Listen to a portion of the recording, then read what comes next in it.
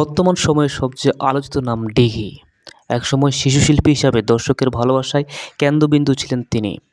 পর্দার তার নিষ্পাপ ভঙ্গি, বিকশিত অভিনয় আর সংলাপ করে অদ্ভুত দক্ষতা করে গড়ে তোলেন এক মেয়ে। কিন্তু সময় বদলে গেছে দিঘির ধারা।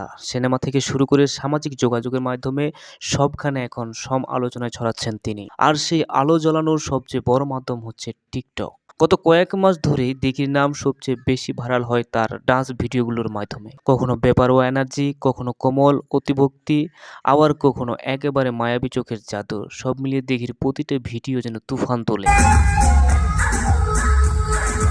একসময় হয়তো কেউ ভাবেনি যে শিশুশিল্পী দিঘি এমন তারকা হয়ে উঠবেন, যাকে তরুণ প্রজন্মের অনুসরণ। কিন্তু বাস্তব ঠিক সেটাই। তার প্রতিটি পোস্টার, কমেন্টের সেকশন ভক্তদের উচ্ছ্বাস, প্রেম, প্রশংসা আর অনুসরণার বন্যা। অনেকে লিখছেন দিঘি এনজিএ আলাদা। বাংলাদেশ ডান্স ভিডিওগুলোতে নতুন ট্রেন্ড নিয়ে আসেন দিঘি। সেজন্য প্রতিবারে নিজের রূপ দেখতে আসে।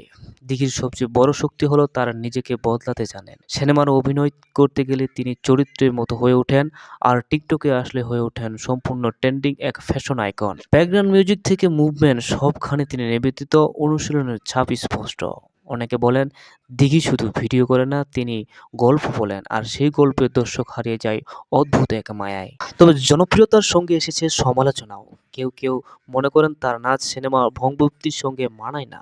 কিন্তু দিঘি প্রমাণ করতে চলেছেন শিল্পী কোনো বাধা মানে। সিনেমা তার পেশা, টিকটক তার স্যাম্পল আনন্দ, দুটোই তিনি সমান দক্ষতার সমালোচনা। সব মিলিয়ে বলা যায় আজকের দিনে শুধু দিঘির নায়িকা নয়, তিনি পুরো এক ট্রেড সেটার। নাচের ভিডিও দিয়ে টিকটক কাঁপানো থেকে পর্দার অভিনয়, দুই জগতে দাপিয়ে বেড়াচ্ছেন তিনি।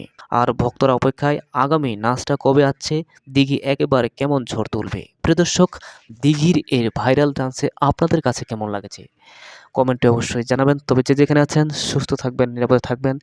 দেখা হচ্ছে নতুন কোনো ভিডিওতে। আজকের মতো আল্লাহ হাফিজ।